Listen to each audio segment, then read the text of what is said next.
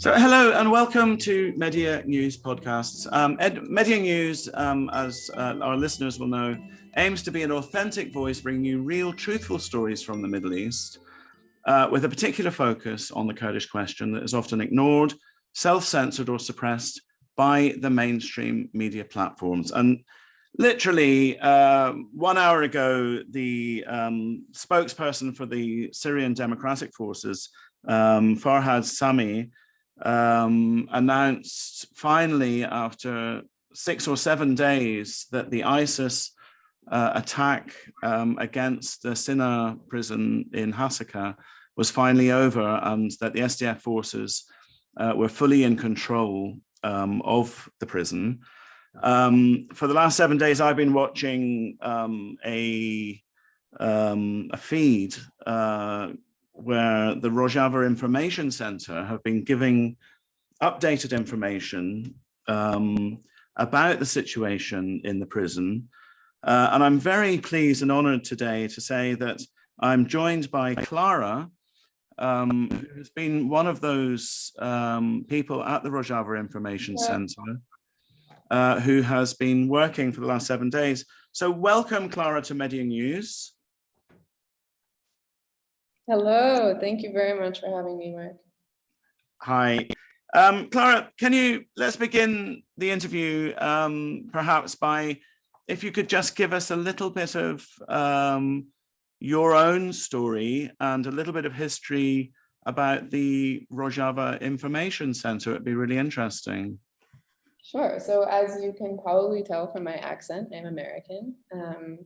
And I have been at the Rojava Information Centre for about 6 months now. The Rojava Information Centre itself was founded in 2019 in response to the war in Afrin.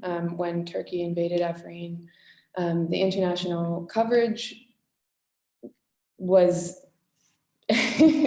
we can say that there wasn't so much informed coverage about the situation in general in Rojava, which means west in Kurdish and refers to the western part of Kurdistan, split between 4 nations, which your listeners maybe understand.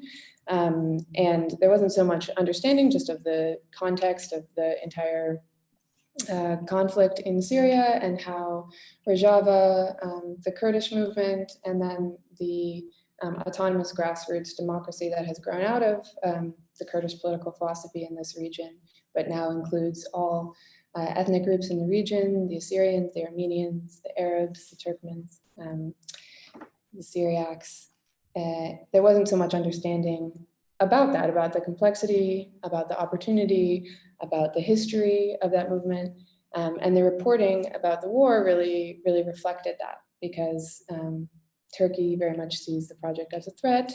And there's so much history that goes into why Turkey was invading Afrin at that time, why the defense and so many people around the world so vehemently supported Afrin. And so the Rojava Information Centre was founded to fill that gap, to help people understand the history of the region, what's going on actually on the ground, how it fits into the larger Syrian conflict. And yeah, so and I am, as an individual, very interested in the project here, very interested in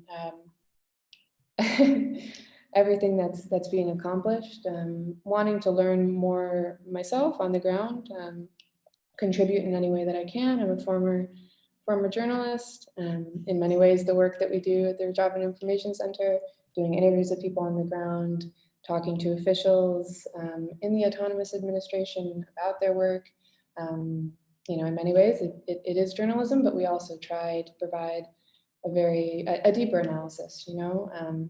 I know for myself as a journalist that, you have tough deadlines, and it can be really difficult to have enough time to understand things deeply. People do PhDs on things, right? And journalists only have maybe a few days. So the Rojava Information Centre tries to help do that legwork a little bit, break it down, translate.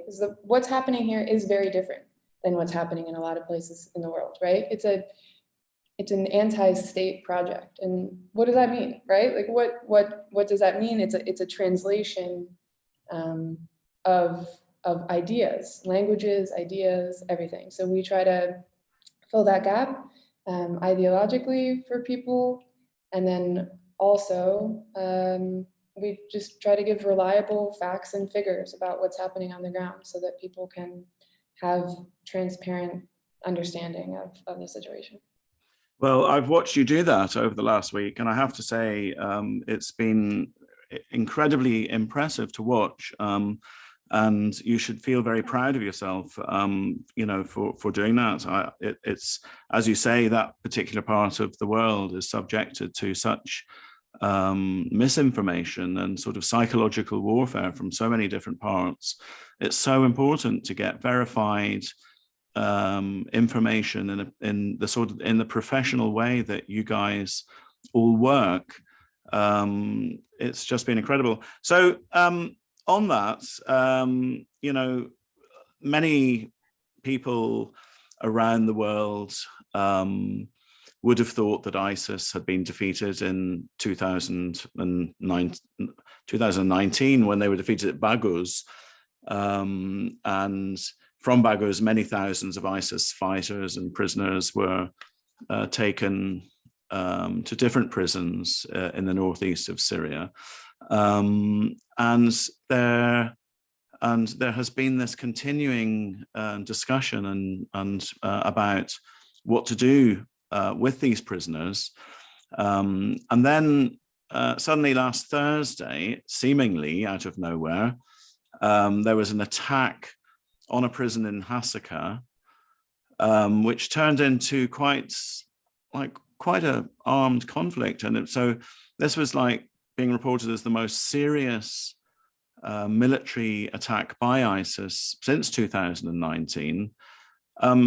Did it just come out of anywhere, or was there anything preceding this attack that would give clues as to the potential attack? So one of the things that we do as the Rojava Information Centre is we publish a monthly sleeper cell report about the ISIS sleeper cell attacks in northeast Syria. And so our area of coverage for that report is just the area that's controlled by the SDF and administered by the Autonomous Administration. But we also keep our eye on what's going on around Syria in general.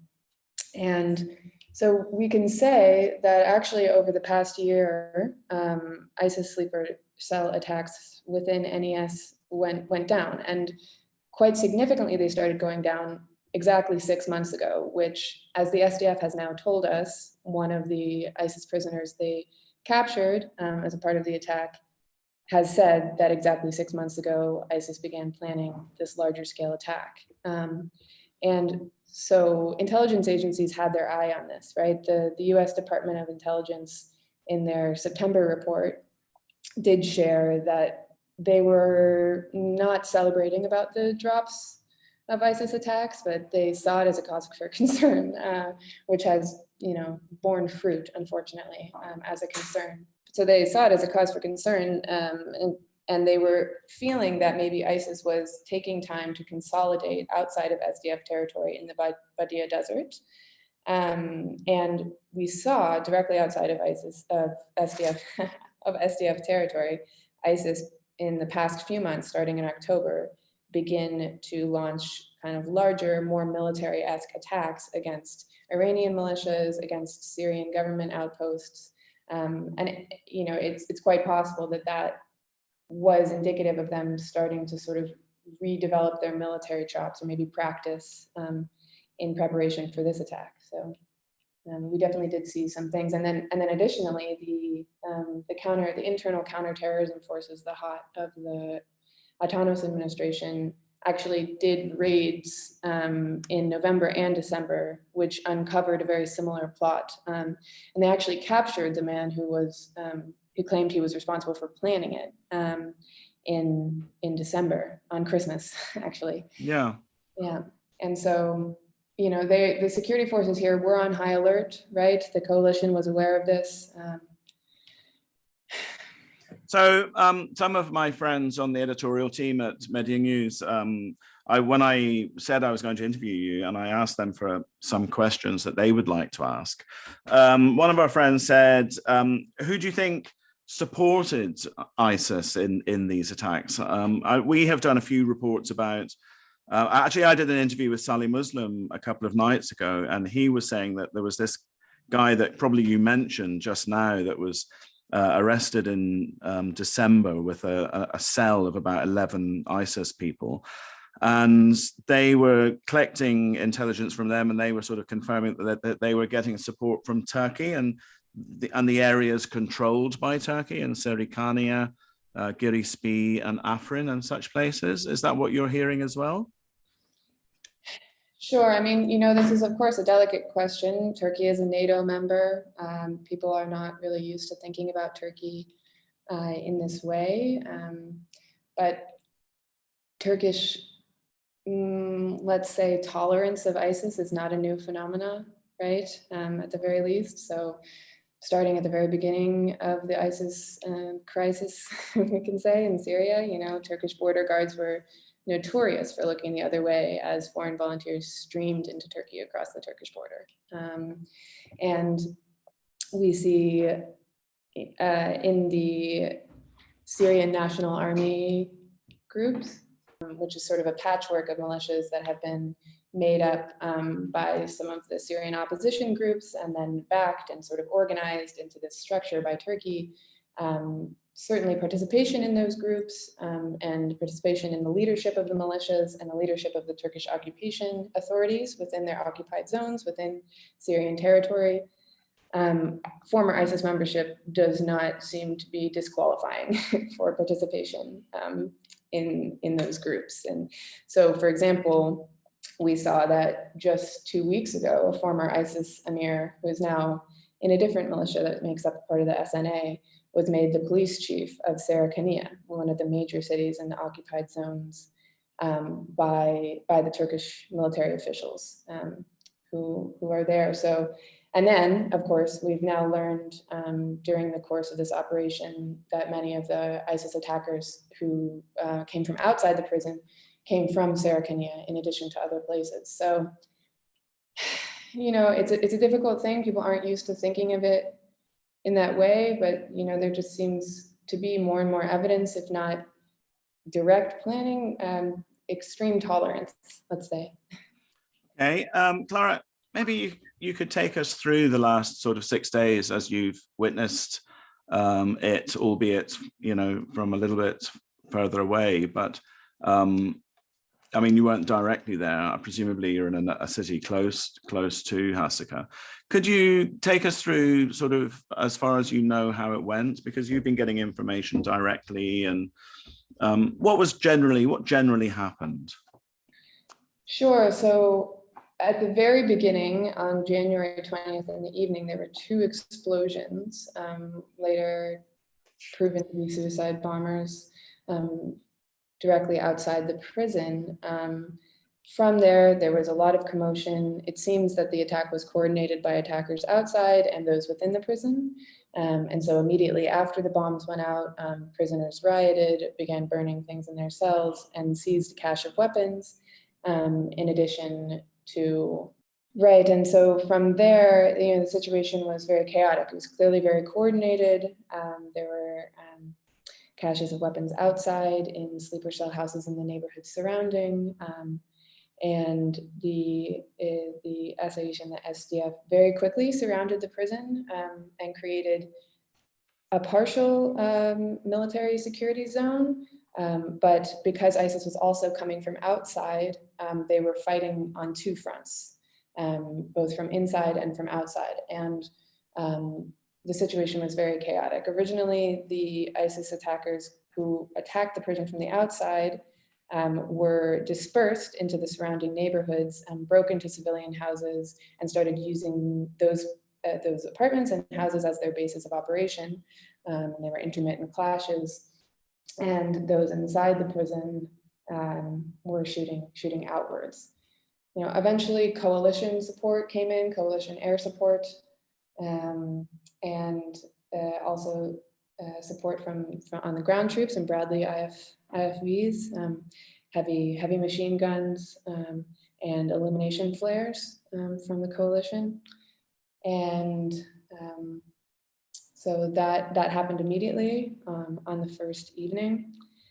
Over the next few days, the situation stayed in this way, with SDF and Asayish forces making slow gains, but their approach was really stunted by the fact, which became clear on about the third day to everybody, that there were about at least 650, you can say 700 minors also housed in the prison facility in the area that ISIS had control over.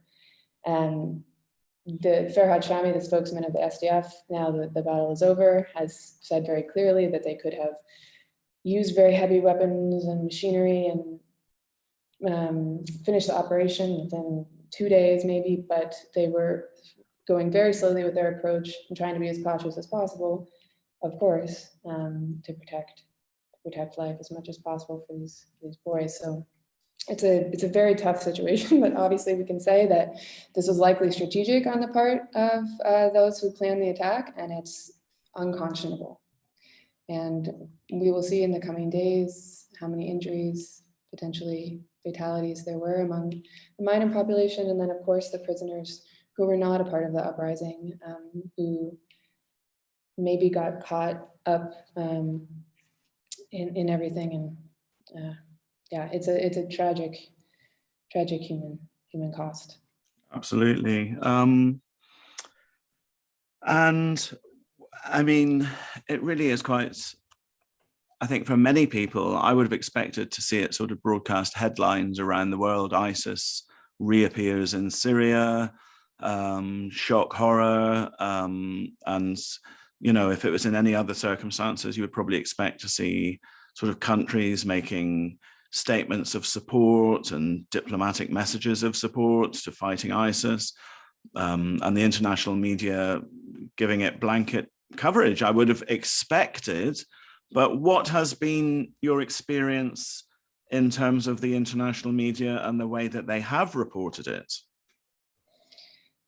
Yeah, I mean, so I've been really heads down, sort of looking inwards, and I haven't really come up for air yet to see outwards to really take stock of how the coverage has been. But of course, I know, you know, we're one of the sources who are really on the ground, speak fluent English. We can serve as an intermediary, and so I feel like I have a pretty good sense of how much interest around the world there was. You know, we got requests from all the top news agencies in the world, and you know, it wasn't nothing, but it certainly, it was short of an onslaught, let's say. I was happy that most of the top news agencies, somebody from them was reaching out. It seemed like there was at least 1 or 2 articles.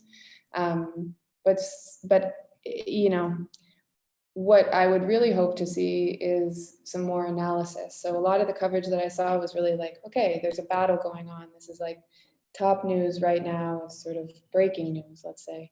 But what I really hope we see, and we'll see in the coming days and weeks, is some analysis of, oh yeah, right, this is still a problem, right? Like the autonomous administration, the SDF, needs international support. There are thousands of international fighters, former ISIS fighters, and who were turned into, back again this week, into active fighters who are in SDF territory, and there's very little support being given for rehabilitation, housing, security.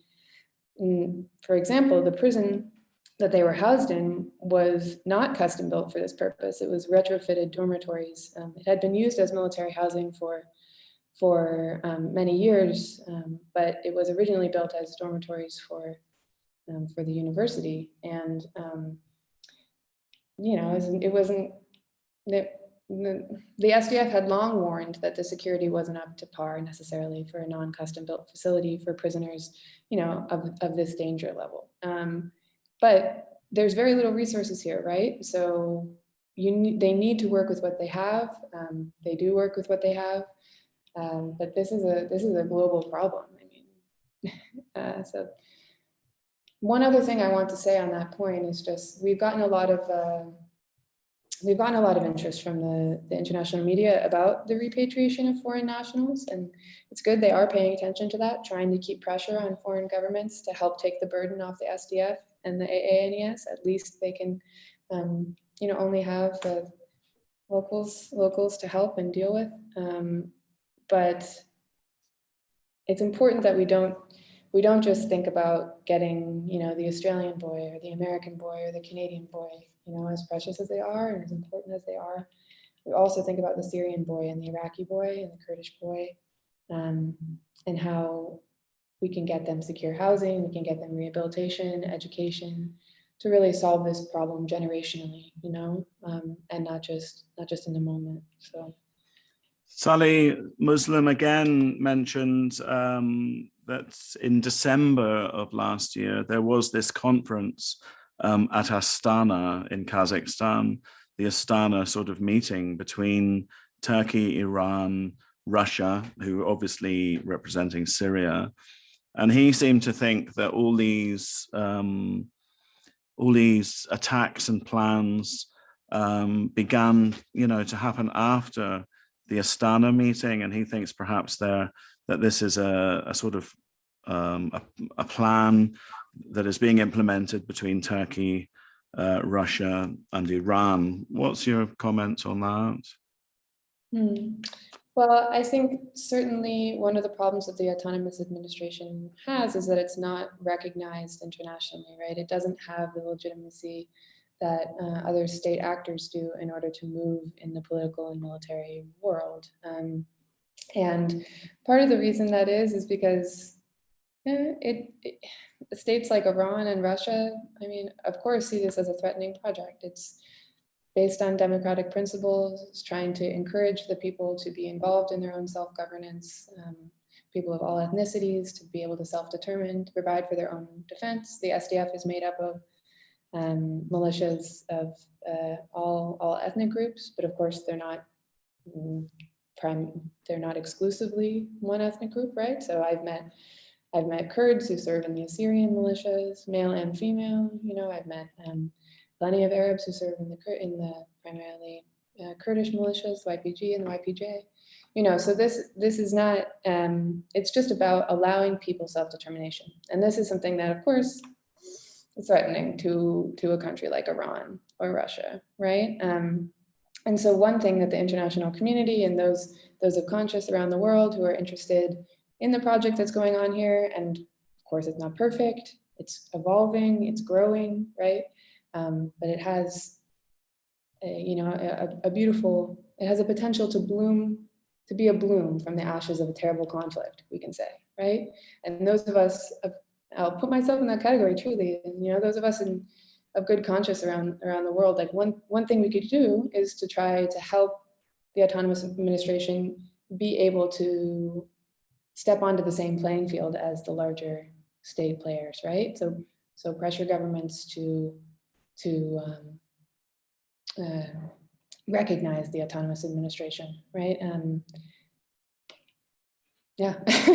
Yes, of course, to recognize the autonomous administration, and as you said earlier, to recognize and take responsibility for some of these foreign fighters who there was a human rights worker from the United Nations the other day said that there are ISIS prisoners from 54 different countries in these prisons in AANES.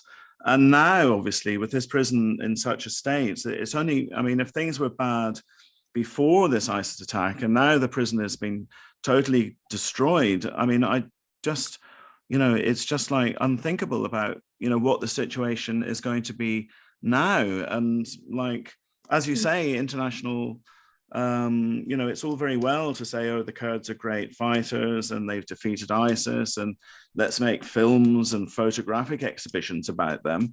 But what about some political recognition? What about support and help and resources to help build these prisons, for more secure prisons for these ISIS prisoners, and to help with rehabilitation of the ISIS prisoners? So I mean, Clara, you are doing more than most to support that project. And I would like to thank you on behalf of listeners to Medya News, for all the work that you have been doing in your 6 months there, and your fantastic work that you've been doing just over the last 7 days in providing these verifiable and verified facts for the international media. So thank you so much for that. And it's been a real pleasure talking to you. And if there's anything else you would like to say, just in summary, please do. Thank you very much, Mark. Yeah, it's been a pleasure. I mean, thank you very much for your support. It's always good to know that what we do is helping. And I would encourage any listeners to go to our website, rojavainformationcenter.com. We have many reports about the system here. One particular report that might be interesting in the context of this battle is you can look up anti-terror trial system in Northeast Syria. We did a very extensive interview about a year ago with a public defender at the People's Court in Kamishlo here, just about how the system works, the challenges that they face in making sure that everybody has representation, and the lack of resources, but also the humanitarian approach that the courts here are trying to take. And one final thing I would add is just that the system here serves as a beautiful counterbalance to ISIS's ideology, right? So part of the reason why there's so many ISIS prisoners here is because the autonomous administration is governed by a social contract that outlaws capital punishment, because it's based on a deep respect for human life and human rights.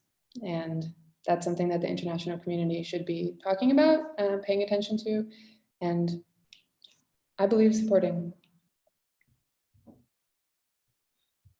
Thank you so much, Clara, from the Rojava Information Centre over there in the Autonomous Administration of Northeast Syria. Thanks so much for talking to us, and hopefully we'll talk to you again soon. Great. Thank you very much, Mark. Appreciate it. Thank you. Bye-bye.